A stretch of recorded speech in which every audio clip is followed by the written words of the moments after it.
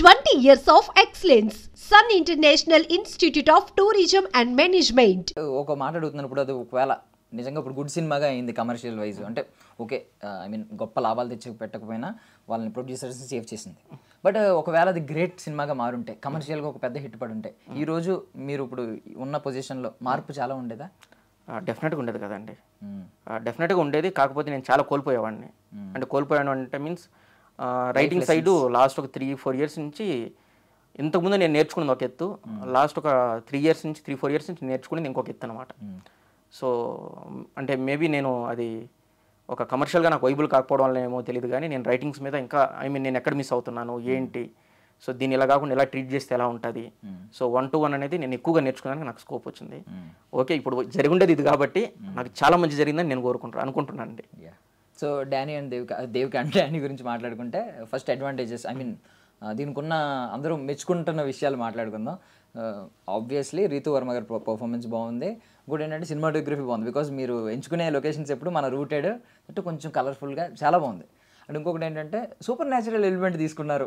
ఒక spirit drive చేస్తుంది. మామూలుగా ఒక క్యారెక్టర్ డ్రివెన్ స్టోరీస్ ఉంటాయి, ఒక స్పిరిట్ డ్రైవ్ చేసే సినిమా వెబ్ సిరీస్ ఇది. సో ఏంటి సార్ ఇది కొంచెం కొత్తగా అనిపించింది మీకు కూడా? బాగుంది. డెఫినెట్గా నాకు రైటర్ చెప్పిన వెంటనే చాలా బాగా నచ్చిందండి. దీపక్ రాజ్ అని చెప్పిన ఇందాక రైటర్. సో అతను కథను చాలా బాగా చేసుకున్నాడు ముందుగానే. ఆ కథ కావచ్చు, డైలాగ్స్ కావచ్చు, స్క్రీన్ ప్లే కావచ్చు, చాలా బాగా అనిపించింది. అంటే నాకు ముందు నుంచి కూడా ఒకటి ఉండేది అనమాట. ఇప్పుడున్నటువంటి యంగ్ జనరేషన్ కొంతమంది ఏంటి అంటే బయట వాళ్ళ కథలను ఎక్కువగా తీసుకోవడం, ఓన్గా ఉన్నటువంటి కథలు చేసుకోవడం, ఓన్ ట్రయల్స్ ఇవన్నీ ఉంటాయి అనమాట. నాకు ఒక మీకు చెప్పే కదా లాస్ట్ ఒక 3-4 ఇయర్స్ నుంచి ఒక చిన్న హోంవర్క్ చేసుకుంటాను అనేసి.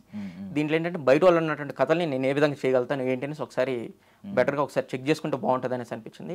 ఈ టైంలో నన్ను వీళ్ళు అడిగారు అనమాట. సో ఇదేమన్నా ఒక వెబ్ సిరీస్ ఉంది, ఏమైనా చేయడానికి ఏమైనా స్కోప్ ఏమైనా ఉందని అడిగారు. సో ఓకే, నేను అనుకుంటున్న దానికి వాళ్ళు అనుకుంటున్న పారామీటర్స్ కొంచెం దగ్గరగా ఉన్నాం కదా, ఒకసారి చూద్దామని చెప్పి వన్స్ నేను కూడా కొలాబరేట్ అవ్వడం జరిగింది. సో దెన్ ఆఫ్టర్ అయితే కంటిన్యూ అయినా అండి. ఇప్పుడు కథలో ఉన్న క్యారెక్టరైజేషన్స్ సేమ్ తీసారా ఏమన్నా? కొన్ని మెజారిటీ అదే ఉన్నాయి. మెజారిటీ అవే ఉన్నాయి. కొన్ని ఏంటంటే ఆన్ లొకేషన్ వైజ్గా కావచ్చు, కొంచెం ఉన్నటువంటి ఆర్టిస్ట్ని బట్టి కొన్ని మార్చుకోవడం అయినా కావచ్చు. ఇలాగా అంటే ఏ లొకేషన్కి వెళ్ళినా కూడా కొన్ని బెటర్మెంట్స్ కొన్ని వస్తుంటే అప్పటికప్పుడు స్పాట్ ఇంప్రొవైజేషన్ లాగా అలా కొన్ని బెటర్ చేసామండి. ఓకే, సూర్య గారు విషయానికి వద్దాం. అంటే ఆయనకి నిజం మాట్లాడుకుంటే ఆయనకి అంత ఫెమిలియర్ కాదు, బుట్టబొమ్మ పక్కన పెడితే అంత ఫెమిలియర్ కాదు. బట్ పర్ఫార్మెన్స్ వైజ్ ఆయన అద్భుతంగా ఉన్నారు, బాగున్నారు. మెయిన్ ఆయన అందగాడు కాబట్టి ఆ వైట్ డ్రెస్లో ఇంకా బాగున్నాడు. బట్ మీరు ఇమాజిన్ చేసినప్పుడు ముందు మేము బిలీవ్ చేసేసామండి 100% అతను తప్ప. అంటే వేరే కొంతమంది బిలీవ్ చేయలేకపోయారు, కానీ నా ప్రొడ్యూసర్ బాగా బిలీవ్ చేశారు. మా సుధాకర్ గారు, ఆయన నేను ఒక స్టాండ్ మీద ఉన్నాను అనమాట. ఖచ్చితంగా మనోడైతే పర్ఫెక్ట్గా సింక్ అయిపోతాడు దేనికి అనేసి. సో కొన్ని సైడ్ నుంచి ఏంటంటే మనోడు సింక్ అవుతాడా లేదనుకుంటే కూడా లేదు, కావాలంటే మేము ఒక ఫోటో షూట్ చేస్తామని చెప్పి ఫోటో షూట్ కాకుండా వీడియోనే షూట్ చేసాం అనమాట. సో ఒక చిన్న డెమో షూట్ లాగా కూడా తీసుకొని చూపించాం. చూసిన వెంటనే వాళ్ళు కూడా బాగా బిలీవ్ చేశారు, ఓకే ఈ క్యారెక్టర్ పర్ఫెక్ట్గా సింక్ అవుతారనేసి. సో దాని తర్వాత మళ్ళీ ఎప్పుడు వెనక్కి తిరిగి చూసుకోలేదండి అక్కడి నుంచి. సో నాకు అర్థమైన మెసేజ్ ఏంటంటే మనం మంచి చేస్తున్నప్పుడు, మంచి చేయాలని, అది మంచి పని అని తెలిసినప్పుడు బౌండరీస్ పట్టించుకోకూడదు. ఎంతవరకు అయినా అవసరం అయితే బౌండరీస్ కూడా క్రాస్ చేయొచ్చు అనేది నాకు రీతు వర్మ గారి క్యారెక్టరైజేషన్. డెఫినెట్గా అండి. సో హిడెన్ మెసేజెస్ ఉంటాయి కదా, మీరు ఏదో అనుకుంటారు కొన్ని. లేదండి, దాంట్లో అలా ఏం లేదు. అంత హిడెన్ మెసేజెస్గా ఉండి మీకు అర్థం కాలేదంటే మేము ఫెయిల్యూర్ అయినట్టు. మేము అలాగే చాలా ఫెయిల్యూర్లు చేసాం. అంటే అలా అని కాదండి, కొన్ని సినిమాలు తర్వాత డీకోడ్ అయిన తర్వాత వాహ్ ఇదా అని చెప్పి మళ్ళీ చూస్తూ ఉంటాను. అదేనండి, అది దేవిక అండ్ డానీలో అది లేదనమాట. ఈవెన్ దో నా శ్రీకారంలో ఉన్నాయన్నమాట ఆ విధంగా.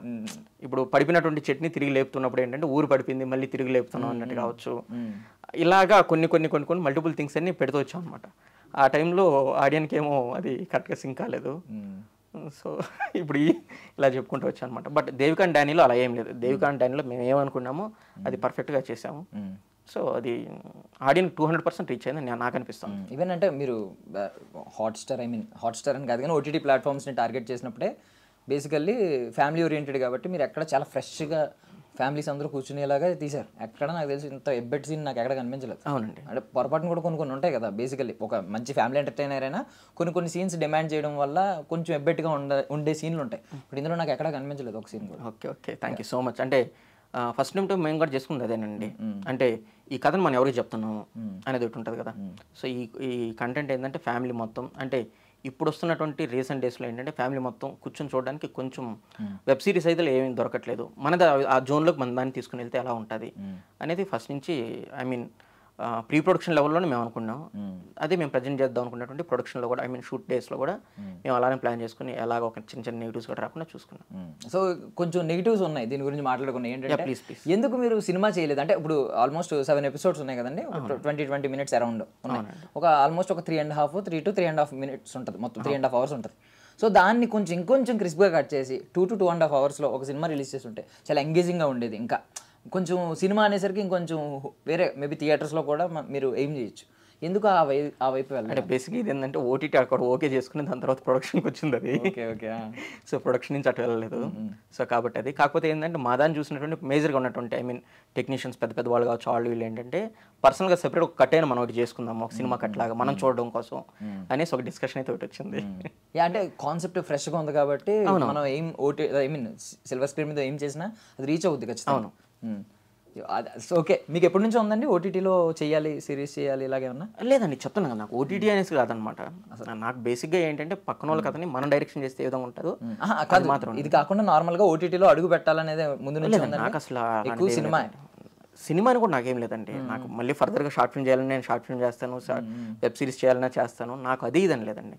వర్క్ చేద్దామని వచ్చాం, ప్రాపర్ వర్క్ చేసుకోవాలి అన్నది మాత్రమే ఉందంతే. ఈ మధ్యలో ఈవెన్ ఈ శ్రీకారం టు డానీకి మధ్యలో ఏంటంటే, దేవికాకి మధ్యలో ఏంటంటే గ్యాప్ మాకు కనిపిస్తుంది. సో ఆ మధ్యలో ఏంటి ఏమన్నా వచ్చి స్టార్ట్ చేసి వెళ్ళిపోయినాయి, లేదంటే ప్రీ ప్రొడక్షన్ ఆగిపోయినాయి, ఇలాంటివి ఏమన్నా ఉన్నాయా? చెప్పండి సార్, కొంచెం షేర్ చేసి. సో ఐ మీన్ పెద్ద ప్రాజెక్ట్స్ ఏనండి, నా పెద్ద కంపెనీలోనే లాక్ అయినట్టువి. సో అన్నీ కూర్చునేసి XYZ అనేసి అనుకోకుండా లాస్ట్ మూమెంట్లో ఆగిపోయినట్టువి ఉన్నాయి. ఓకే, వాటి నేమ్స్ అంతా చెప్పుకొని మళ్ళీ అంతా ఎందుకు అనేసి జస్ట్ ఆ కాంబినేషన్ చెప్పండి సార్. అసలు ఎందుకు అందులో పెద్ద కాంబినేషన్స్ అన్ని. సో అంటే ఎందుకు మళ్ళీ ఆ టాపిక్స్ అనేసి అట్లీస్ట్ జానరాస్ ఏ జానరా అనుకున్నారు ఏంటి? అది యాక్షన్ అండి. So fantasy actions. ఎందుకు ఆగిపోయింది సార్? రీజన్ ఎందుకంటే ఒక్కొక్కటి అండి, కొందరు ఏంటంటే బడ్జెట్స్ వైజ్ అంటారు. అంటే ఐ మీన్ కథలో బడ్జెట్స్ ఉండవు.